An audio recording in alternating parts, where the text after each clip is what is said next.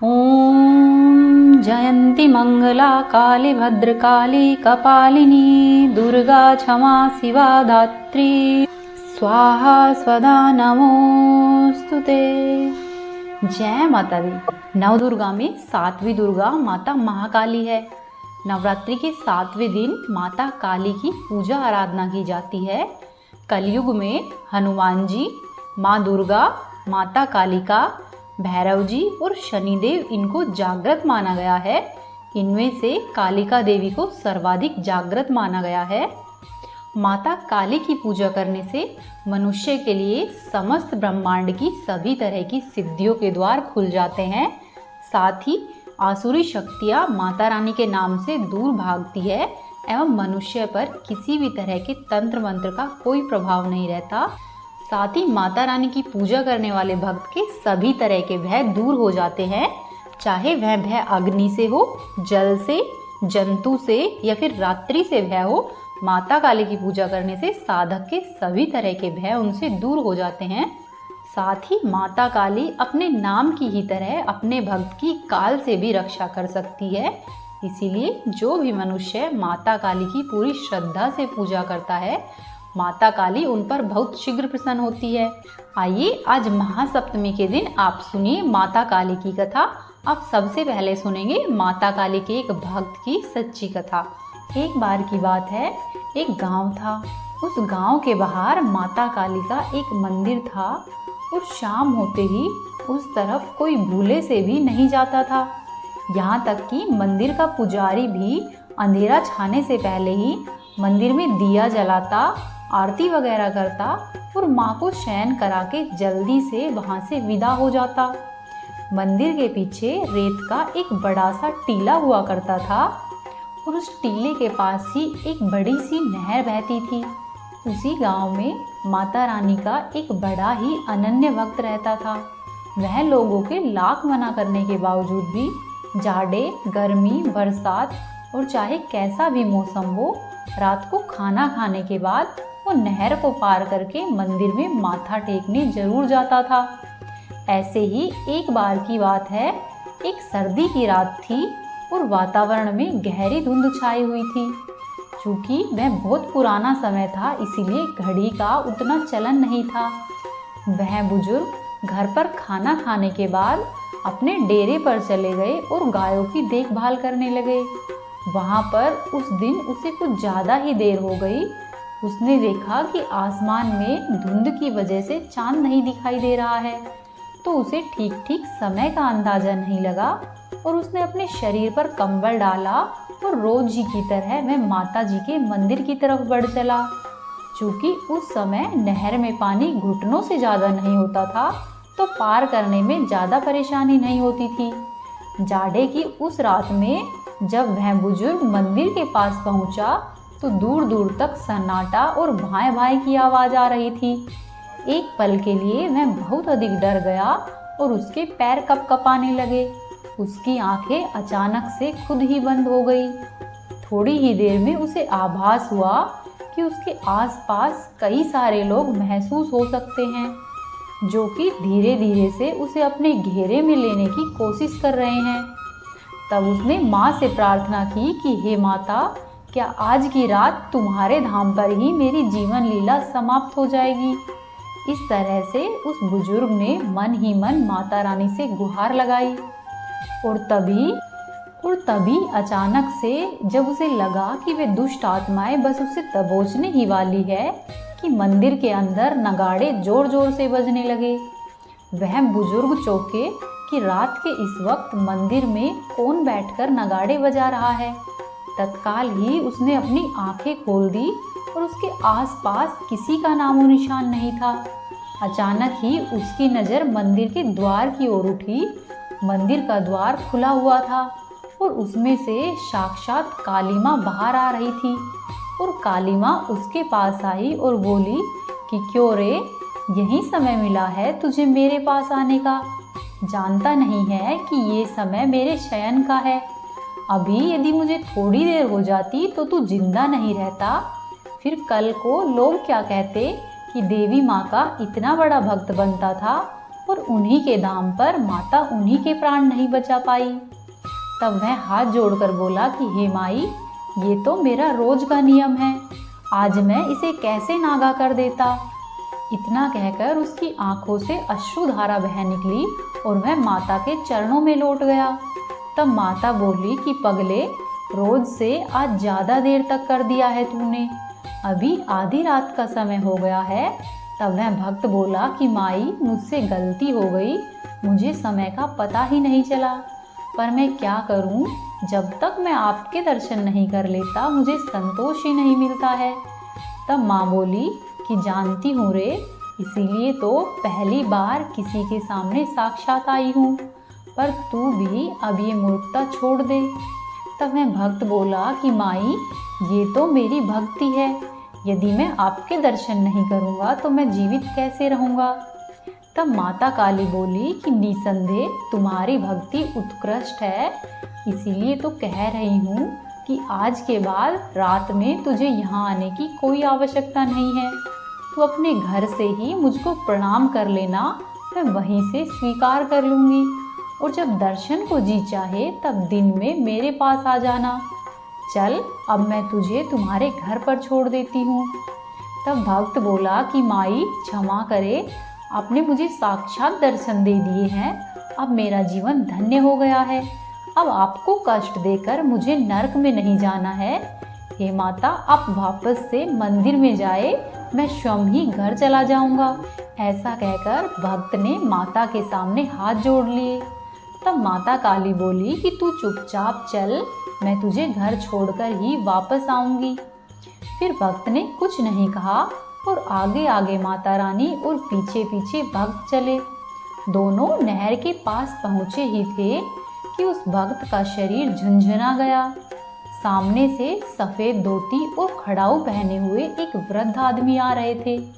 उस वृद्ध आदमी ने आगे आकर माता रानी के चरणों में प्रणाम किया और माता रानी से बोले कि हे माई, ये आपको कहाँ से मिल गया। फिर कुलदेवी माँ ने अपने भक्त की सारी बात उनसे कह सुनाई। तब माता रानी के भक्त ने आगे बढ़कर उन सफ़ेद वस्त्रों में आए हुए वृद्ध के चरणों में माथा टेका और बोले कि हे प्रभु, आप कौन हैं, मैंने आपको नहीं पहचाना है। इसके जवाब में काली माँ ने कहा कि अरे, यही तो तुम्हारे गांव के देवता है, कभी देखा ही नहीं है तो तुम पहचानोगे कैसे। रात के प्रहर में जब मेरे शयन का समय होता है तो ये ही पूरे गांव और क्षेत्र का भ्रमण करते हैं ताकि कुछ अनिष्ट ना हो। तब वह श्वेत वस्त्र पहने हुए वृद्ध मुस्कुराए और बोले कि माई, अब आप अपने धाम पर जाइए, मैं इसे इसके गांव तक सकुशल छोड़कर आता हूँ। भक्त के तो जैसे भाग्य उदय हो गए थे।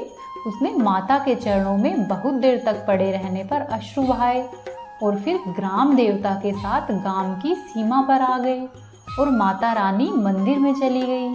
तब ग्राम देवता बोले कि अब तुम घर जाओ, जब भी मन से याद करोगे हम लोग तुम्हारे पास होंगे, लेकिन इतनी अंधेरी रात में अपने प्राणों को संकट में डालकर हम लोगों के पास आने की गलती दोबारा मत करना। तब भक्त बोला कि बाबा, जब आप और माई मेरे साथ है तो मुझे क्या सोचना। तब ग्राम देवता बोले कि तुम्हारे इस निर्दोष विश्वास ने तो तुम्हारी रक्षा की है बच्चे, लेकिन इसका ये अर्थ तो नहीं है कि तू अपने प्राण को जानबूझकर संकट में डाले। मनुष्य को विधाता ने इसीलिए विवेकशील बनाया है ताकि वो उचित और अनुचित का भेद कर सके, समय के अनुकूल ही व्यवहार करना चाहिए।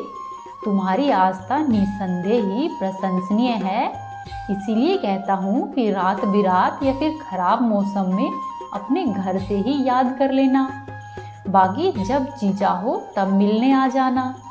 ऐसा कहकर ग्राम देवता गांव की सीमा से लौट चले। उस घटना के बाद से ही भक्त का जीवन बदल गया।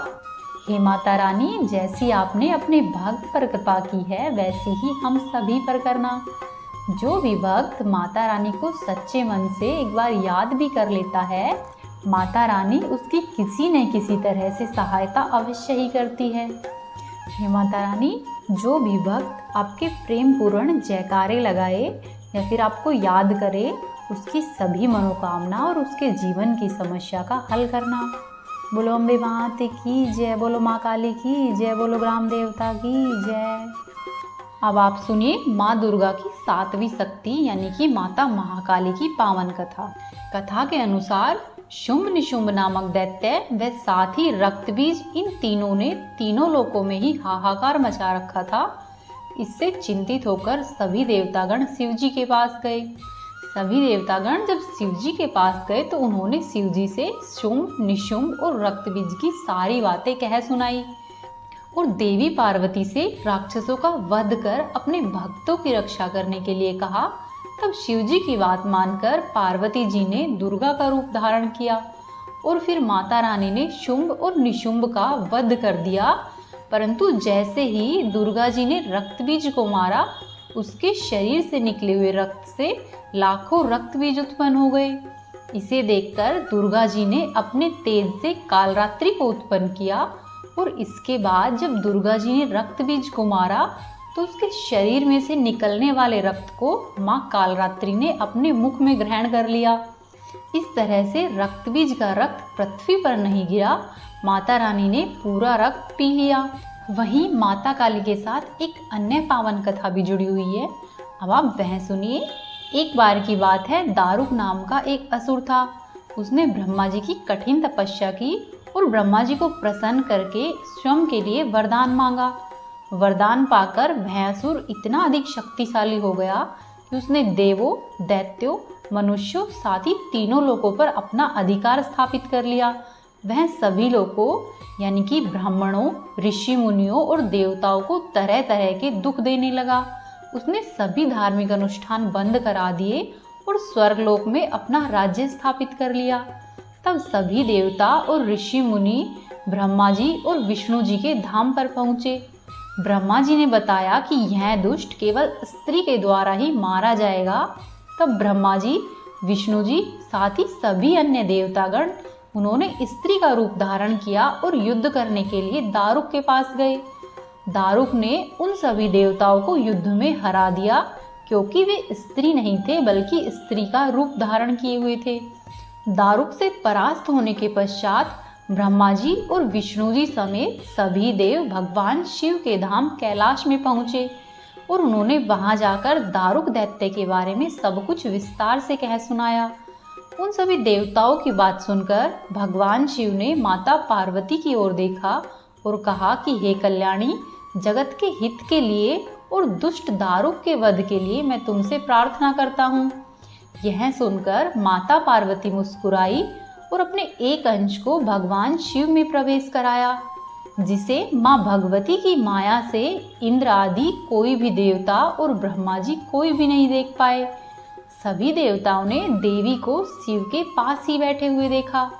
माँ भगवती का वह अंश भगवान शिव के शरीर में प्रवेश करके उनके कंठ में स्थित विष से अपना आकार धारण करने लगा।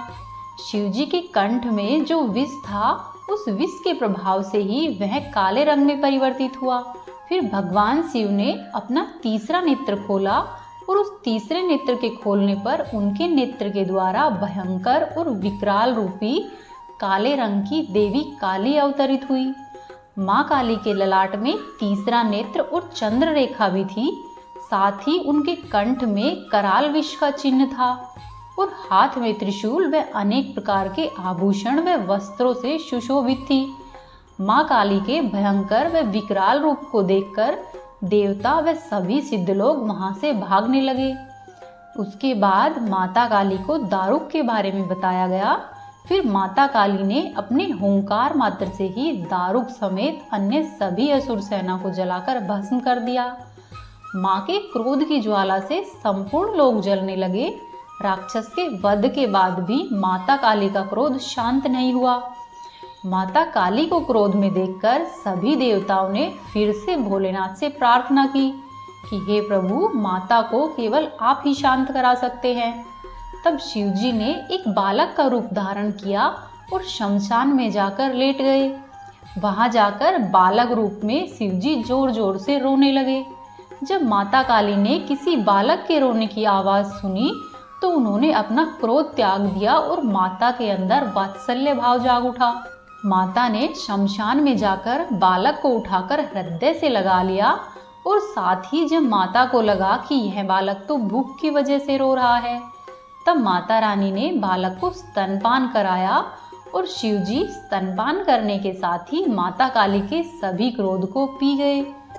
उनके उस क्रोध से 8 मूर्तियां उत्पन्न हुई जो कि क्षेत्रपाल कहलाई। जब शिवजी ने माता काली का क्रोध पी लिया तब माता काली बेहोश होकर वहीं पर गिर गई। तब देवी काली को होश में लाने के लिए शिवजी ने तांडव किया और थोड़ी देर बाद जब माता काली को होश आया तो शिवजी को नृत्य करते हुए देखा तो वे स्वयं भी उनके साथ नृत्य करने लगी, जिसके कारण उनका एक नाम योगिनी भी पड़ा है। देवी के 3 नेत्र हैं, ये तीनों ही नेत्र ब्रह्मांड के समान गोल है। माता रानी की सांसों से अग्नि निकलती रहती है और ये गर्दभ यानी कि गधे की सवारी करती है। इनके ऊपर उठे हुए दाहिने हाथ की वर मुद्रा भक्तों को वरदान देती है, साथ ही दाहिनी तरफ का नीचे वाला हाथ अभय मुद्रा में है, यानी कि भक्तों को हमेशा ही निडर और निर्भय रहने की बात बताता है। माता रानी के शरीर का रंग घने अंधकार की तरह एकदम से काला है, जिससे कि माता का स्वरूप भयानक है। इनके सिर के बाल खुले हुए हैं और इनका रूप भयानक है और गले में विद्युत की तरह चमकने वाली माला है। वह बाईं तरफ के ऊपर वाले हाथ में लोहे का कांटा तथा नीचे वाले हाथ में खड्ग है। नवरात्रि के 7वें दिन यानी कि महासप्तमी को माता कालरात्रि की पूजा की जाती है। माँ कालरात्रि खुले बालों में अमावस की रात से भी काली लगती है। वह माता की छवि को देखकर भूत प्रेत सभी लोग इनसे दूर भागते हैं। माता काली की पूजा करने से शनि दोष भी दूर होता है। साथ ही माँ काली की पूजा करने से हनुमान जी, भैरव बाबा और शनिदेव इनकी कृपा स्वतः ही प्राप्त होती है। ये थी माता काली के जन्म की पावन कथाएं। अब आप सुनिए माता रानी की अगली कथा। आइए शुरू करते हैं। प्राचीन काल में एक बार राजा जयसिंह का राज्य था। राजा जयसिंह बहुत ही संपन्न था, उसे हर प्रकार की सुख शांति थी। राजा जयसिंह ने ही स्वयं श्री कालिका देवी जी की एक जगह प्रतिमा स्थापना की और वहां पर उसने भव्य मंदिर बनवाया। और एक बार नवरात्रि के अवसर पर वहीं पर माता भगवती का जागरण हो रहा था। राजमहल की स्त्रियां इकट्ठे होकर माता काली के गीत गा रही थी, साथ ही उनका स्तवन कर रही थी। चारों तरफ बड़े ही आनंद उल्लास का समय था। तब वहां पर भगवती देवी स्वयं ही एक दिव्य स्त्री का वेश धारण करके वहां उपस्थित हुई और उन राज स्त्रियों में सम्मिलित होकर माता स्वयं भी कीर्तन करने लगी। इस अवसर पर महाराजा जयसिंह भी वहीं पर उपस्थित थे। राजा जयसिंह माँ काली की लीला को समझ नहीं पाए और भगवती देवी की मीठी वाणी और दिव्य सौंदर्य को देखकर उन पर मोहित हो गए। जब कीर्तन समाप्त हुआ तो सभी स्त्रियां अपने घर को जाने लगी। जैसे ही माँ भगवती देवी जाने लगी तब कामातुर राजा ने देवी का हाथ पकड़ लिया। तब देवी ने कहा कि मैं प्रसन्न हूँ, तू वरदान मांग ले, क्या चाहता है मैं तुझे अवश्य ही दूंगी। जब देवी ने राजा से ऐसा कहा तो राजा ने उत्तर में प्रणय निवेदन कर दिया। राजा बोला कि मैं आपसे विवाह करना चाहता हूँ। बस फिर क्या था, माँ कालिका देवी क्रोधित हुई और उन्होंने श्राप दिया कि जिस राज्य के अभिमान में तेरा यह साहस हुआ है कि तूने मुझे प्रणय निवेदन किया है, उसी राज्य के सहित तेरा सर्वनाश हो जाएगा। इतना कहकर माँ भगवती वहीं से अदृश्य हो गई। तब वहीं खड़े खड़े उस मंदिर में सिंह की गर्जना होने लगी, पर्वत जमीन में धंसने लगे और श्री कालिका जी की मूर्ति जो कि राजा जयसिंह ने स्थापित की थी, वह मूर्ति भी पहाड़ में प्रवेश करने लगी। वहीं मंदिर के पिछले भाग में एक महात्मा जी रहते थे। उन्होंने माता काली की विशेष पूजा आराधना की और माता से विनती की कि हे महामाया अब क्षमा करो, हे महामाया आप हमें बिना कारण दुख नहीं दो, हे महामाया यह उस राजा की गलती है, आप हमें इस प्रकार से दंडित ना करो। इस प्रकार कहकर उन पुजारी जी ने माता की बहुत प्रकार से प्रार्थना की। तब देवी माँ की वह मूर्ति जिस रूप में थी उसी रूप में पहाड़ के साथ वैसी ही अवस्था में स्थिर रह गई और आज भी केवल देवी का सिर ही दिखाई देता है और संपूर्ण मूर्ति पृथ्वी के अंदर समा गई। देवी के श्राप का यह फल हुआ कि कुछ समय बाद ही शत्रुओं ने राजा जयसिंह देव पर चढ़ाई कर दी और उस युद्ध में राजा अपने दोनों पुत्रों के सहित मारा गया, बल्कि वह पूरा नगर ही कालिका जी के श्राप के कारण नष्ट हो गया। उस स्थान पर बिल्कुल ही उजाड़ हो गया, राज्य का कहीं भी नामो निशान नहीं रहा। बहुत समय के बाद वहां पर माता काली का वह मंदिर फिर से स्थापित किया गया। ऐसी मान्यता है कि माता का वह मंदिर आज भी बहुत प्रभावशाली और तेजस्वी है। इस मंदिर में माता रानी को कालिका नाम से पुकारा जाता है। वर्तमान में इस मंदिर में बहुत से लोग आते हैं और साथ ही उनकी मनोकामना भी पूरी होती है। यदि माता काली अपने भक्तों पर प्रसन्न होती है तो उन्हें सभी तरह से सुख सुविधाएं एवं सभी प्रकार के आशीर्वाद देती है। साथ ही माता काली भय को भी अवश्य ही दूर करती है। यदि कोई भक्त माता काली की उपेक्षा करता है तो यकीनन माता काली उसे दंड भी देती है। बोलो ओमकार शेरावाली का बोल सच्चे दरबार की जय। ये थी आज की कथाएं। उम्मीद है आपको पसंद आई होगी। वीडियो को लाइक करें, चैनल को सब्सक्राइब करें और वीडियो को शेयर करें और कमेंट बॉक्स में जय माता दी, जय माँ काली अवश्य ही लिखें।